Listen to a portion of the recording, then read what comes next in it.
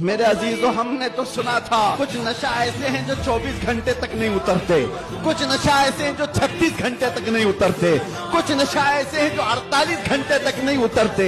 हो सकता है ऐसे सारे नशों में मुब्तला नौजवान थे, लेकिन एक नशा ऐसा है, कान में हमारे बच्चे के फूंक दो आमिना के लाल का नाम, हर तरह का नशा उतर जाता है।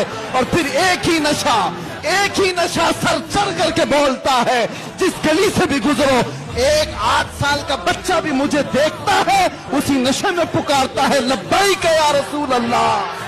कुरान पढ़ने वाला अपने नबी को ये नहीं कहेगा मेरा नबी मेरे जैसा था या उसका इल्म ऐसा था वैसा था, बल्कि बरेली का इमाम बताएगा। कुरान पढ़ने वाला अपने नबी को यूं कहेगा, सरवर कहूं के मालिक को मौला कहूं तुझे, बागे खलील का गुले ज़ैबा कहूं तुझे, तेरे तो वस्फ़ है तनाही से है बरी, हैरान हूं मेरे शाह मैं क्या क्या कहूं तुझे। लेकिन रज़ा ने खत्म सुखन इस पे कर दिया, खालिक का बंदा खल्क का आका कहूं। वाह वाह वाह वाह।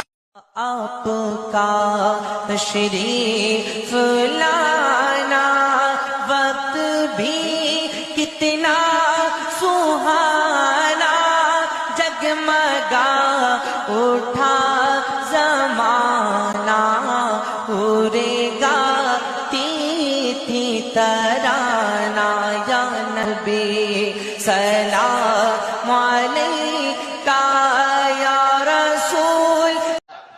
সারা জীবন আপনার বাস করলো, মোহরানা পরিশোধ করতে পারলো না, আর আজকে মোহরানা বাকি রেখে মারা গেল।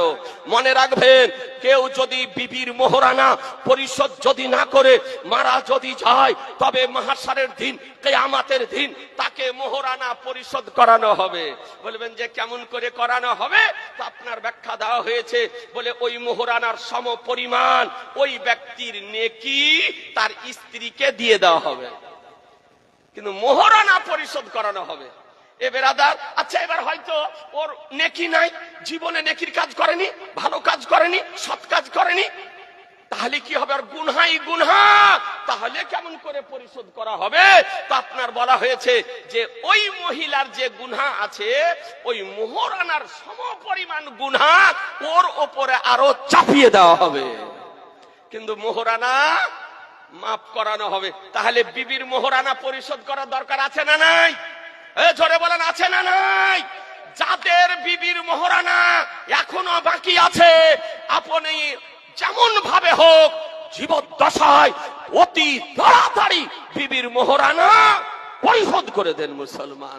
এ বেরাদার, হ্যাঁ হ্যাঁ, 10টা মুফতির সার্টিফিকেট আনার পরেও ওই মুফতি যদি যৌতুক নিয়ে আপনার বিবাহ করে, ওই মুফতির বক্তৃতা শোনা হলো হারাম, এইরকম মুফতির পিছনে নামাজ পড়া হলো হারাম, এইরকম ব্যক্তিকে ইমাম বানানো হলো হারাম, এইরকম ব্যক্তিকে মেম্বারে জিতানো এটাও হলো, ভোট দেওয়া হলো হারাম।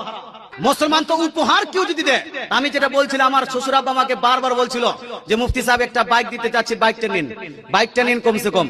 আমি ভাবলাম যদি আমি বাইকটা নিই, মানুষ বলবে এটা চেয়ে নিয়েছে। বিনা চাওয়াতে যদি কোনো গিফট দেয়, উপহার দেয়, সেটা গ্রহণ করা যাবে, আমাকেও গ্রহণ করা উচিত ছিল, কিন্তু আমি ভয় গ্রহণ করিনি। গ্রহণ করলে সেটা জায়েজ হতো। যাই হোক ভাই, বলতে এটা চাই। এবার প্রশ্ন হলো যে আমি যৌতুক নিয়েছি, যদি যৌতুক নিয়ে থাকি, তাহলে এটাকে প্রায়শ্চিত্ত করার নিয়ম শৃঙ্খলা কি, পদ্ধতিটা কি? তো পদ্ধতিটা হলো এই, ধরে নেন 2 লাখ টাকা নিয়েছেন, একটা বাইক নিয়েছেন, একটা জানা ওই আলমারি নিয়েছেন, একটা খাট নিয়েছেন, একটা পালং নিয়েছেন, ইত্যাদি যা কিছু নিয়েছেন, আপনি 2 ভরি সোনা নিয়েছেন, আপনি চেয়ে যা কিছু নিয়েছেন, গোটাটা হিসাব করেন। হিসাব করার পরে যত টাকা হলো, 4-5 লাখ টাকা যাই হোক, 10 লাখ টাকা যাই হোক, সেই টাকাটা ম্যানেজ করেন, টাকাটা ম্যানেজ করুন। যদি ম্যানেজ না করতে পারেন, জমি বিক্রি করে দেন। জমি বিক্রি করার পরে, টাকাটা ম্যানেজ করার পরে শ্বশুর আব্বার বাড়িতে চলে যান। শ্বশুর আব্বার কাছে গিয়ে শ্বশুরকে ওই হাতে ওই টাকাটা থামিয়ে দেন। থামিয়ে দেওয়ার পরে বলেন, শ্বশুর আব্বা, এই টাকাটা আপনার কাছে আমি যৌতুক হিসেবে নিয়েছিলাম, এই টাকাটা আমার উচিত হয়নি, ডিমান্ড করে নিয়েছিলাম, এটা আমার নাজায়েজ হয়েছে, গুনাহ হয়েছে। শ্বশুর আব্বা, এই টাকাটা আপনাকে আমি ফেরত দিলাম, এটাকে আপনি গ্রহণ করুন আর আমাকে আপনি মাফ করে দিন। মুসলমান, আপনার শ্বশুর আব্বা টাকাটা পাওয়ার পরে আপনাকে যদি মাফ করে দেয়, যে যা বেটা আমি তোমাকে মাফ করে দিলাম, যেহেতু এটা হাক্কুল ইবাদ, বান্দার হক মেরেছেন, বান্দা যদি মাফ করে দেয়, আল্লাহ সঙ্গে সঙ্গে আপনাকে মাফ করে দিবেন। জোরে বলে সুবহানাল্লাহ। পীর আর ঘোড়ার ডিম দুটো সমান। ঘোড়ার সঙ্গে যেমন ঘোড়ার ডিমের কোনো মিল নাই, এগুলি এমনি, তাই না? কিছু লোক বলে কি বলে যে ভাই তোর চোখ উঠেছে, বলে না? চোখ কোনোদিন ওঠে? চোখে কোনো অসুখ হয়? এই এদিকে বেরোয়। আমি বলছি কিছু লোক পাড়া গ্রামে বলে না যে ভাই তোর চোখ উঠেছে, বলে কি বলে না? বলে। আচ্ছা, চোখ কারুর ওঠে? এটা এমনিতে বলে, তাই না? এই কথার সঙ্গে এর বাস্তবতার কোনো মিল আছে? নেই। যেমন এর বাস্তবতার কোনো মিল নেই, ঘোড়ার সাথে তার ডিমের যেমন কোনো মিল নেই, চোখ উঠেছে সঙ্গে চোখের যেমন কোনো মিল নেই, পীরের সাথে ইসলামের কোনো সম্পর্ক নেই, কোনো সম্পর্ক। পৃথিবীর কোনো কিতাবে নাই। ও বেটা ডাবচোর বলে দিয়েছে ও তো মাদ্রাসায় চুরি করেছে, ওই ঘোড়ার ডিম পড়েছে, ও চুরি করেছে। আর এদিকে কলকাতার দিকে একটা আছে এ রাজমিস্ত্রি করেছে। আপনাদের কালিয়া চোখের দিকে চলে দিয়ে কি বাবলাতে এসে বলছে, জিজ্ঞাসা করছে পীর মানা যাবে? তো বলছে পীর না, ঘোড়ার ডিম। বলছে ঘোড়ার ডিমের যেমন বাস্তবতার সাথে কোনো মিল নাই, ডাক্তারের কাছে আমার অমুক ডাক্তারের কাছে হাত আছে, অমুক ডাক্তারের কাছে হাত আছে, আমার চোখ উঠেছে, এই কথার যেমন বাস্তবতার সাথে কোনো মিল নাই, তেমন পীরের ইসলামের সাথে কোনো সম্পর্ক নাই। কথা তো বেটা ভুল বলেনি, ঠিকই বলেছে। সুয়ারের গলাতে কি সোনার হার মানায়? কোন ব্যক্তি যদি কুকুরের গলাতে সোনার মালা দেয় তো কুকুরকে কি মালাটা মানাবে? তো ওয়াহাবি তো খ্রিস্টানদের তৈরি করা জামাত, তারা ওলি আউলিয়া কাহা পাবে? তাদের বড় বড় বাপ দাদা তো খোদাকে মিথ্যাবাদী লিখেছে, নবী পাকের গুস্তাকি করে জাহান্নামের কুকুর হয়ে মরেছে। আরে ওলি ওদের দলে হবে যাদের ঈমান থাকবে, আহলে সুন্নাতে দেখে গৌসে আজম আল্লাহর ওলি, হিন্দুস্তানে খাজা মঈনুদ্দিন চিশতি আল্লাহর ওলি। আর যেই ব্যক্তি মুসলমানের ওলি কি করে হবে? হযরতকে যদি জিজ্ঞাসা করেন হুজুর ওলি কাকে বলে, তো উত্তরে বলবেন কোন বান্দার ইবাদতকে যদি আল্লাহ কবুল করে নেয় তাকে ওলি বানিয়ে। আর ইবাদত কবুল হওয়ার জন্য ঈমান থাকা শর্ত। ঈমান নাই তো নামাজ নাই, রোজা নাই। ঈমান আছে তবেই তো নামাজ রোজা ফরজ আছে। রাসূল পাক বলছেন মিশকাতের হাদিস, বুনিয়াল ইসলাম আলা খামসিন, ইসলামের ভিত 5টি জিনিসের উপরে। প্রথম হচ্ছে লা ইলাহা ইল্লাল্লাহ মুহাম্মাদুর রাসূলুল্লাহ। এই ঈমান যদি ঠিক হয় তাওহীদ আর রিসালাতের ব্যাপারে, তাহলে নামাজ রোজা হজ যাকাত অবধি যেতে পারবে না। এখানেই ডগমগিয়ে গেলেন তো কিছুই ফরজ হবে না। কথা বুঝতে পারছেন কি পারেন না বাবা? তো এদের জামাতের তো ঈমান নাই। ইংরেজদের দেওয়া আকীদা তারা প্রচার করে, খ্রিস্টানদের দেওয়া আকীদা কুরআন হাদিসের অপব্যাখ্যা করে তারা বৈধ প্রমাণ করে মানুষকে গুমরাহ করে। কিন্তু কিয়ামতের সকাল পর্যন্ত, নবীর যুগ থেকে নিয়ে এখন পর্যন্ত, না নবীর ওসিলা কেউ নাজায়েজ বলেছেন, না ওলির ওসিলা নাজায়েজ বলেছেন। এই আকীদা আসলো কোথায় থেকে? আমেরিকার ফান্ডিং থেকে এসেছে, ইংরেজদের টাকা থেকে এসেছে। এই জন্য পৃথিবীর মুসলমান যাদের ঈমান নাই তাদের তো নামাজই কবুল নয়, তো তারা ওলি পাবে কোথায়? আর যাদের ওলি নাই তারা মানবে কোথায়? তো বুঝা কি গেল, কুকুরের গলাতে সোনার মালা মানায় না, ওয়াহাবি পীর মানবে, এটা হতেই পারে না। কারণ জাতে তো জাহান্নামের কুকুর। নবী খাওয়ারিজকে ইবনে মাজার হাদিসে জাহান্নামের কুকুর বলেছেন। তো এইগুলো দুনিয়ার কুকুর, তারা জাহান্নামের কুকুর।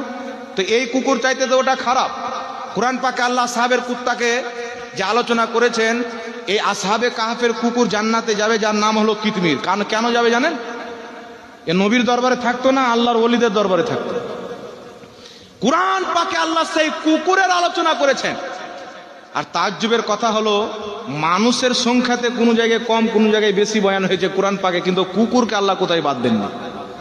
একটা কুকুর যার আলোচনা আল্লাহ পাক কুরআন পাকে করেছে, আর আমার নবী মুস্তাফা সেই কুকুরকে জান্নাতি বলেছেন। কারণ জিজ্ঞাসা করা হলে উত্তর পাওয়া যাবে, সেই কুকুর আল্লাহর ওলিদেরকে মহব্বত করত, তাই খোদা কিয়ামতের ময়দানে জান্নাতীদের রূপ দিয়ে ওই কুকুরকে জান্নাতে পাঠাবে। যারা বলে ওলি আউলিয়া পীর মাশায়েখ মানা যাবে না, কুকুর চাইতে খারাপ হলো কি হল না বাবা? একটু জোরে বলেন। এটা তো হাদিস দ্বারা প্রমাণ হয়ে গেল, কোরআন দ্বারা প্রমাণ হয়ে গেল। তাবিজ লিখে দিলেন বেটা, তাবিজ নিয়ে বোর কাছে যাচ্ছে, তাবিজ নিয়ে টয়লেটে যাচ্ছে, তাবিজ নিয়ে খারাপ জায়গায় যাচ্ছে। তোমার লজ্জা হয় না হুজুর কোরআনের অপমান করো? তোমার হায়া হয় না হুজুর তুমি কোরআনের অপমান করছো? আচ্ছা বলেন তো বাবা, এদের মসজিদ 2 তলা 3 তলা আছে না নাই? 2 তলার মধ্যে কোরআন থাকে, 1 তলার মধ্যে থাকে, তাহলে 1 তলায় কোরআন আছে, তাহলে উপর তলায় হারামজাদারা নামাজ কি করে পড়ে? জি, নিচে তলায় কোরআন, উপর তলাতে নামাজ কি করে পড়ে? বলবে হুজুর ছাদ আছে, যে ছাদ ছাদের জন্য জায়েজ হয়ে গেল, তো তাবিজের উপরে যে ঢোলনার ছাদ আছে ওটা তোমার বাপ দেখবে, দাজ্জাল কানা। আপনাদের পাশে স্টেশন ট্রেনে দেখবেন কিছু হিজড়া আছে মাথায় ওড়না দিয়ে, এরকম কিছু হিজড়া মৌলবি বেরিয়েছে মাথায় ওড়না দিয়ে, যে তাবিজ করা শিরিক। আর সমস্ত হিজড়ার সর্দার ইবনে তাহমিয়া মাজমুয়া ফাতাওয়ার মধ্যে বলছে কোরআন হাদিসের তাবিজ করা যায়, বাপ বলছে যায় আর বেটা বলছে শিরিক। তাহলে বেটার ফাতোয়াতে বাপ মুশরিক হলো কি হলো না? আর জোরে বলতে হবে। আর যে বেটা বাপের বিপক্ষে যাবে বেটাটা হালাল জাদা হবে না অবৈধ হবে?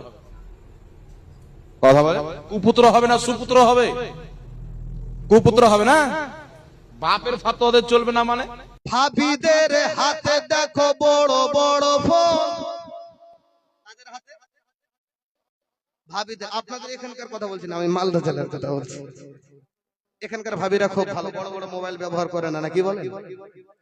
তাই বলছে ভাবিদের হাতে দেখো বড় বড় ফোন, স্বামীর সংসারে এদের নাই কোনো মন, মোবাইল ছাড়া এরা বড়ই অচল, মোবাইল ছাড়া এরা বড়ই অচল, কেমন করবে এরা স্বামীর মোহ। पत्थर से कलमा पढ़वाओ फिर कहना हम जैसे थे।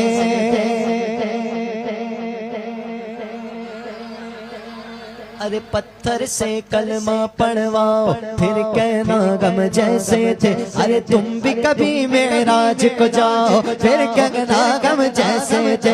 अरे उनकी औकात देगी क्या है कि ये इतना जाने। फर्श वाले मेरे आका, फर्श वाले मेरे आका, फर्श वाले तेरी शौकत का उलू क्या जाने।